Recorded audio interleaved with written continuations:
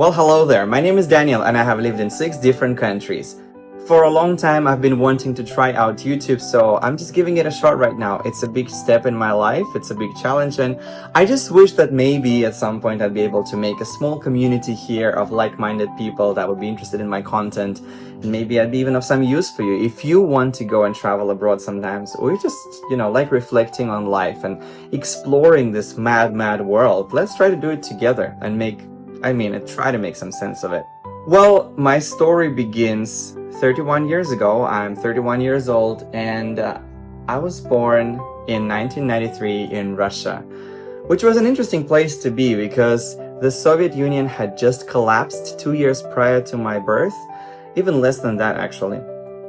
And it was a newly established country where the economy was non-existent.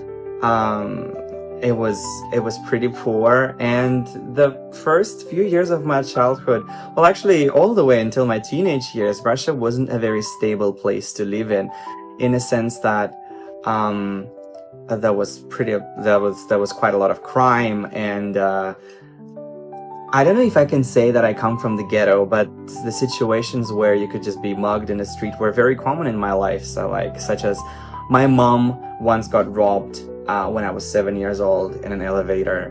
I got robbed once when I was 14 if I'm not wrong, or maybe 12. I think I was 12. My aunt got robbed multiple times, and so these stories were very common, even sometimes more serious than that, but then slowly it has gotten better. The most interesting thing is that growing up in Russia, I really felt in many ways that I did not belong, because I was gay. Growing up in a very conservative society where people don't even think about it, it doesn't even cross most of people's minds most of the time, it's something that you try to suppress in yourself. And that was something that, for the sake of my well-being, I just decided to deny and reject for the longest time. And I was trying to change all the way until my almost when I was 20 years old. And I think that was the time when I finally accepted and admitted it to myself, first of all, and then to my friends when I was about 20 years old, that I was actually gay. And because it was not going away anywhere, it was just a part of me, it was what I am, it was what I was and will always be. And so being gay in a conservative country has absolutely shaped the way I see the world, because for the longest time in my life I did not feel like I belonged, and I always felt alienated. My 2 grandpas, both on my mom's side and my dad's side, were both poets, and so I think I've inherited some of that, poetic world vision from them, and this sense of melancholy and whatnot. And I think I've been mostly depressed throughout my teenage years, but also in a very poetic way, where I would, catch snowflakes by myself in the middle of the night. I would actually, walk out in the street and lie down in the snow, listening to some sad music, and it was all very beautiful, and I would write about it in my diary, and it was all very meaningful to me, However, not belonging while also being a very optimistic and positive person, I think I still was able to establish a circle of people around me that made me feel very comfortable. And I think most of the people at some point in my life knew about my sexuality, and no one ever had a problem with it, in a sense that I was able to establish a safe space for myself wide enough that I did not have to hide myself. But at the same time,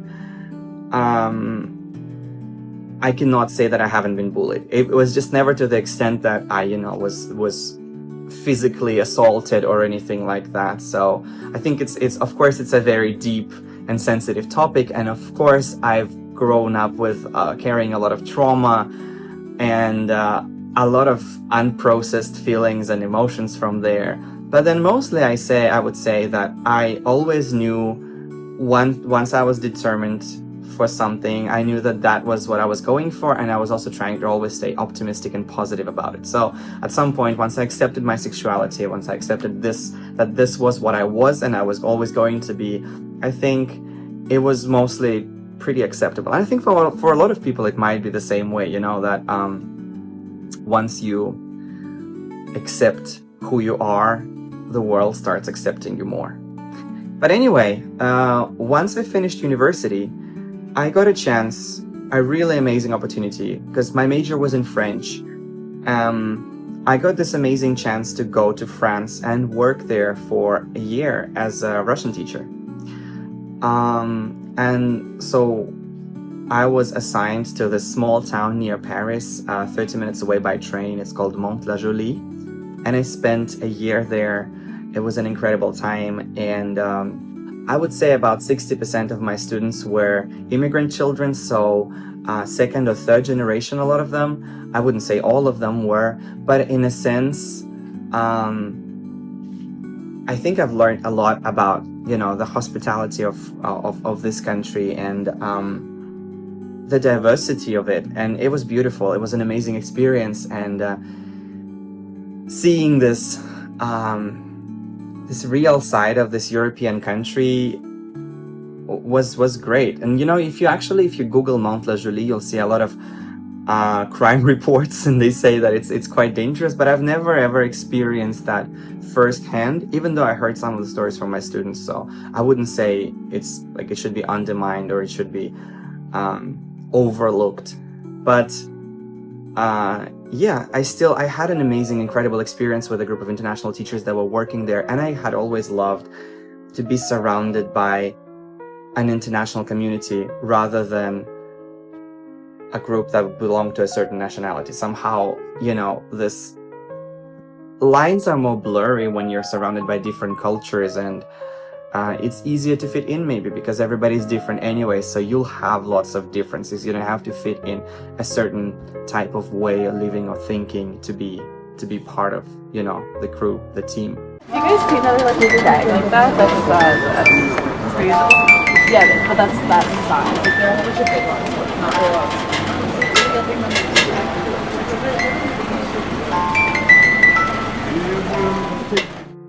And so anyway, while I was staying in France, for the longest time, I was thinking that I would really want to stay there for longer. However, the opportunity didn't show up unless I was willing to risk it and stay there illegally, and I wasn't up for that. However, before I came to France, I had been volunteering with this international exchange organization in Russia. They were sending students to different countries abroad, and right as I was in France during my last few months, they posted this announcement that they were looking for a volunteer teacher to go to India and teach whatever subject it is that you're teaching. And I was ready to teach French because that was my major anyway, so I applied. And I had 2 interviews with different schools in different cities. However, there was one that stood out and was very special for me. It was an interview with a school in Bangalore, south of India. I didn't know anything about India, and I had never been to Asia that time.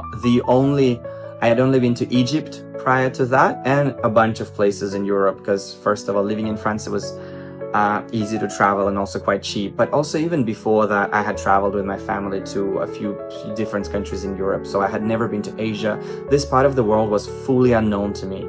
And so I had this interview with this school in Bangalore, an international school, and the principal, who was the person interviewing me, it wasn't a French teacher, it wasn't some HR or anything, it was the principal himself. And he immediately struck me as a very vibrant, radiant, friendly person with a lot of passion for education, with a lot of creative idea, a lot of open-mindedness. And somehow I was immediately attracted to this place. I thought, well, yeah, this is definitely a school I would want to be part of. And I think I bluffed a little bit with the organization, and I told them that I would only sign up for the program if they send me to Bangalore, which they agreed to, and I was on my way to Bangalore. You know how credible that sounds, but I'm in Bangalore. Living in India for a year was a very formative experience in my life, because it was my first time living in a country that the culture of was so much different from anything I was ever used to. And of course there was like a lot of culture shock involved and a lot of psychological challenges, I would say. The people were incredible, very friendly and hospitable. I loved the food there. And that was the first time in my life that I was actively trying spicy food, and it was fine. It was great most of the time. But all of those things that are the colorful, the beautiful, the picturesque side of the culture, those are like the tip of the iceberg. There is this theory in the intercultural learning that culture can be compared to an iceberg, where the tip of the iceberg is the visual, the more obvious side of the culture. So the things such as language, or like traditional dances, traditional clothes, the colors of the flag, national celebrations, all of those things that are obvious and meet the eye the first time you look at a culture, they are just the tip of the iceberg. However, the bottom part of the iceberg, which is a lot bigger and a lot deeper and a lot harder to explain and understand, even to process sometimes, are things like gestures, context, the hidden meanings behind the words, and all of those things, the way people actually communicate, the way people see the world, the way the world vision is shaped based on which culture you're coming from, you know, and all of those things are very, very significant. And you only start discovering and you only start seeing those once you have lived in a place for an extended period of time, and that's when you start having challenges. Say, for example, in a low context culture, a yes always means a yes. Can I do this? Yes. Can I do this? No. In a high context culture, it's often so that a yes can mean a no, and a no can mean a yes. Do whatever you want can mean you are allowed to do it, or it can also mean you are not in no way allowed to do it. And in India, they also use a lot of like head gestures, like head shakes, and they can mean different things based on the situation and the context. And so all of these things were confusing to me, but it was even more confusing sometimes just overall communication and reaching out to people and understanding the logic of the culture, the way people were thinking. And sometimes I think in many ways I wasn't fully ready for that, and I think I struggled a lot through my first year in India. I was also in my early 20s, very like idealistically thinking, and just very young, you know. I think it was great to have that experience at that point in my life, because it helped me reshape myself and the way I saw the world. But then when I was leaving India, actually at the end of that year, I think I was a bit like broken and torn in a sense. Again, I had very fond feelings and memories of all the places that I've seen, of all the people that I met, and all the things that were superficial on the top of the iceberg were pure beauty, the amazing, most incredible memories and experiences in my life. However, all the things that were like on the bottom of the iceberg were a lot harder to process, and like still both I think strengthened this sense of isolation and not belonging, but also maybe like underlined my uniqueness for myself at that point, if that makes sense. I don't know. But so I went back to Russia and I spent a summer there, and then the school principal reached out to me again, and we became very good friends by then. Like he's one of the closest people to me in the world right now, I would say. But so he reached out to me at that point, and he asked if I would like to go back for a month for like a special program. And so I agreed, yes, because I didn't anyway had much going on. So I went back to India for a month, and upon landing, I realized that it was incredible, because after having spent a year there, coming back, I knew everything. There was nothing that I didn't understand anymore. Like all of a sudden, all of this huge, massive chunk of the culture that was so unfamiliar and even felt, I don't know, maybe hostile at some point to me, it was all very friendly, and I knew how to buy stuff. I knew how to manage my way around. I knew exactly where to go for this or that, how to solve almost like any issue that could appear. And I felt this incredible sensation of belonging. I felt like, wow, I do fit into this world like a piece of a puzzle, you know? And that was a great feeling. However, so I stayed there for a month, and I was working on my next project. So I found this volunteering program in North Sudan in Africa, right under Egypt. Sudan is one of the biggest countries in Africa. And I did not really know anything about a place like Sudan. I just knew that I had worked in Europe, and I had worked in Asia, so I was looking for something else, something different, and I didn't even have a big financial background to be going, places, but I still wanted to travel and see the world. And so my main two options were South America or Africa, and then flights to South America were really expensive. So I just signed up for this program in Sudan, and I never regretted it. Hey there! It seems like I'm really in Sudan after all, and we're like exploring some cultural center of Khartoum right now. There's a lot of stereotypes about Africa, living there, and Sudan was nothing like, a poverty-ridden, place of misery that, you could, imagine it to be based on some perceptions that we have in the world or something. No, it was incredible. It was like a very colorful culture. The people were amazing. And I was basically working there at a university, teaching conversational English and conversational French. My students were absolutely incredible. And it was like one of the, I think, another formative years of my life, because at first it was also easier to adjust after India, because it was also something that I was never used to before. It's a world that it's a world of its own. It's just so different from most of the other places on earth that I've been to. So at the same time, it was also very hard sometimes with certain aspects of it. And I'm still very grateful for that experience. And I still think that I would love to go back at some point. And with what I've learned while I was working there is that with volunteering in Africa, it's a very sensitive thing, because there's a lot of for-profit volunteering organizations that actually do not benefit local communities and just make money. It's a huge business scheme in many countries to make money off of volunteers that do not support local communities or whatsoever. I think it's an interesting topic that you could do some research on if you're ever interested in doing something like that. But basically what I was doing was just a regular university lecturer's job. So I was getting paid a local salary, and I don't even think it could be considered as volunteering per se, because I was still making money, and we just had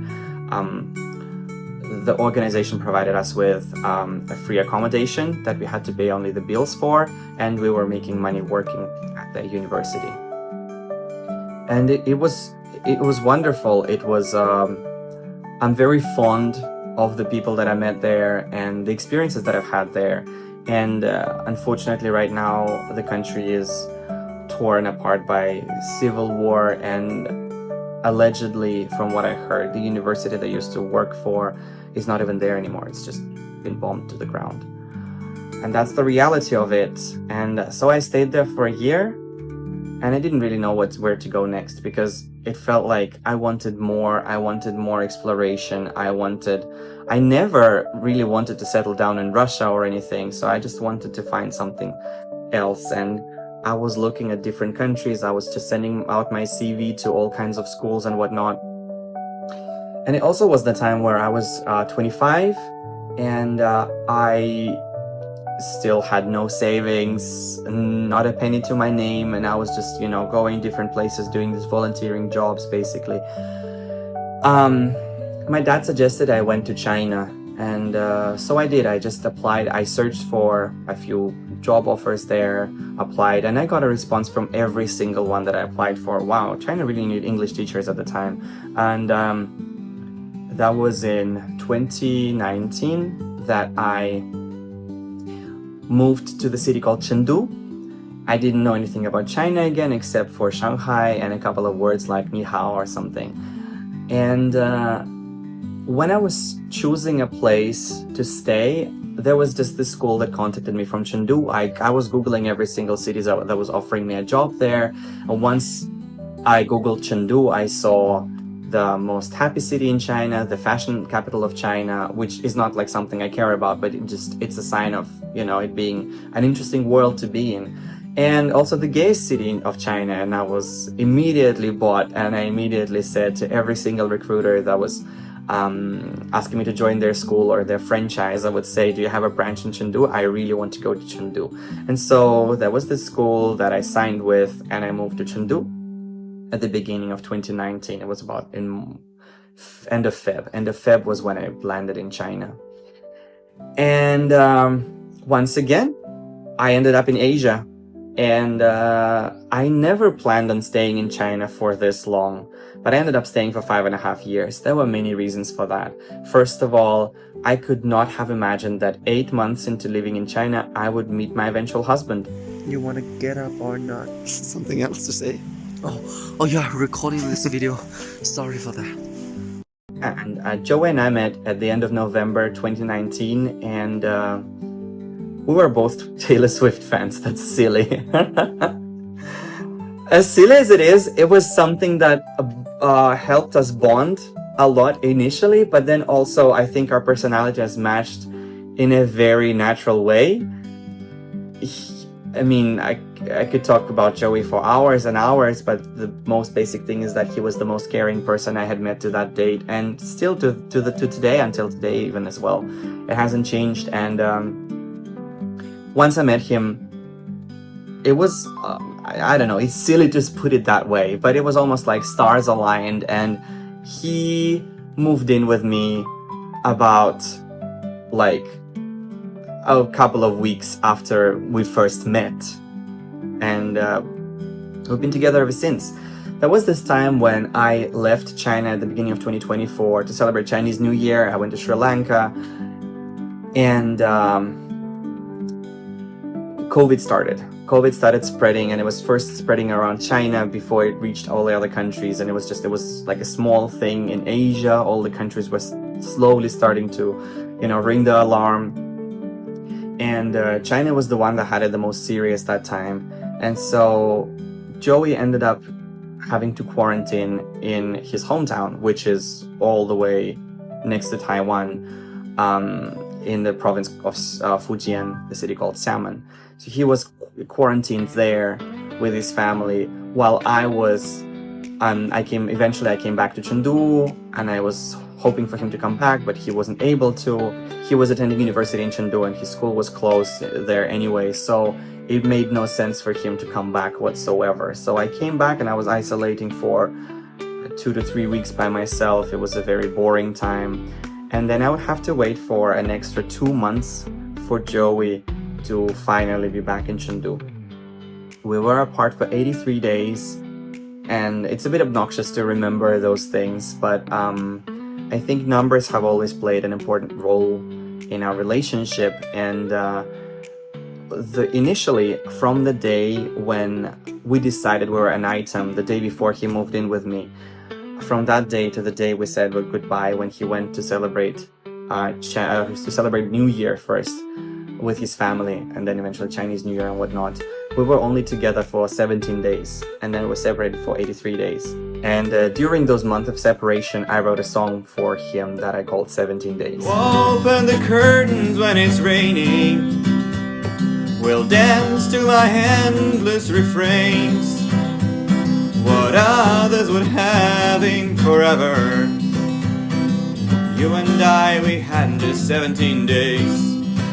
And later on, I would just count specific days for specific dates, and I would write more songs about us and our relationship. And so I also wrote songs like 183 days, then we had 322 days, 520 days, and the last one I wrote in that series of songs was 1000 days. 1000 days in love with you. Who knows, maybe I'll continue it one day. I'm just hoping I have enough money to record all of them professionally one day and have like an EP. That would be very sweet. That's like a small dream of mine, because I've been writing songs constantly. I've been writing songs since I was maybe 17, and I have tons of them, but I'm not doing it very professionally. I'm just doing it for my own fun, and I don't have a producer to help me put it out there. But it's also been a huge part of me. I even used to sing in a band one day, at some point in my life when I was back in Russia, university years. So Joa and I were together for a long time, and then because of COVID made it really hard to travel outside of China, and a lot of countries were struggling economically anyway. We were doing very well off financially in China, so I'm in no way complaining about that.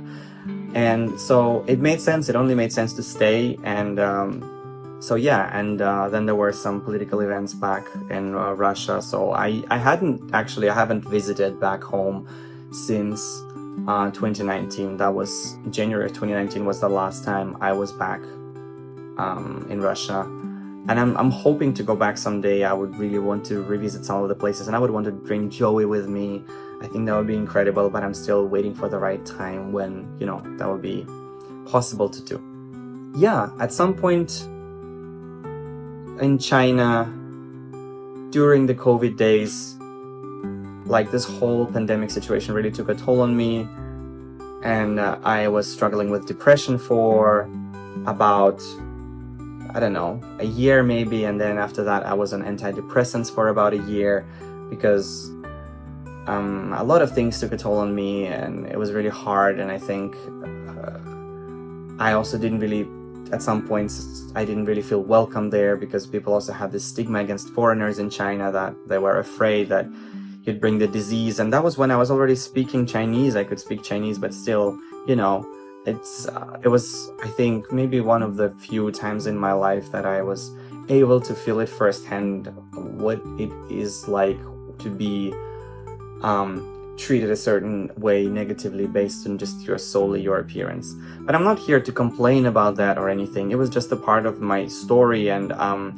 not, here to victimize myself or call for sympathy. I think I would happily share some of it later on, but I'm very fond of everything China has given me. I just think at some point I've also grown a little tired of it there, and I wanted something else. After all, I think my traveler mind has been deranged to a point where I cannot see myself without moving every now and then. Who knows, maybe I will settle down eventually one day in one place forever.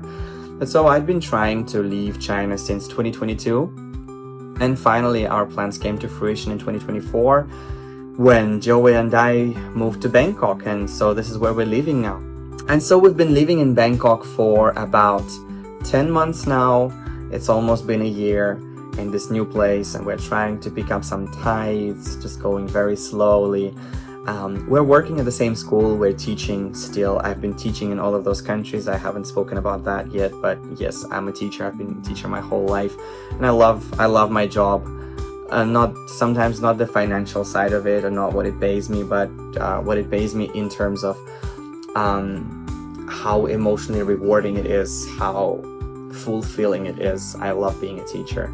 And so, yeah, we've been in Thailand for the past about 10 months, and we've been trying to, explore this new world and enjoy it. And so right now, Joey's back in China traveling, and I am here by myself for the next month and a half, trying to figure out what to do with my time. And I've always wanted to do a YouTube channel, because I think throughout these years of traveling and exploring the world, I've gained a lot of experience with different kinds of people, and been in a lot of crazy situations, and I think I have a lot of stories to share. So I was just thinking slowly to start doing some sort of a vlog to share a little bit of my life here in Thailand, but also maybe share some of my previous life in other countries, because I've always been documenting my life wherever I went. I've got tons and tons of photos and videos from every single place I've been to, and I think there's a lot that we could talk about. So whether it is something more theoretical, such as, I don't know, intercultural communication or things like that, or something a little more practical, like traveling tips, or I don't know, the craziest stories I've experienced in all of those places, or the most important lessons I've learned. I'm gonna try to share some of my human experience on this planet with you on this channel. And if you have any suggestions on where I should take this, please let me know, because I'm very excited to do this. And yeah, I'm really hoping we could establish a sort of a connection here, because I'm I'm a very outspoken, I'm a very extroverted person. I love sharing experiences with the others, and I like hearing about other people's experiences. And I think YouTube is providing a great platform for that. So here is my story. In short, I'm sure there's like a lot of details that I had to omit for this video, and I'm sure we'll get back to some of those at some point in the future. But my name is Daniel, Prince Crybaby, and if you like this video, please give it a like, give me a follow, subscribe, and I'm really hoping to see you more on this channel. Have a great day. Bye bye.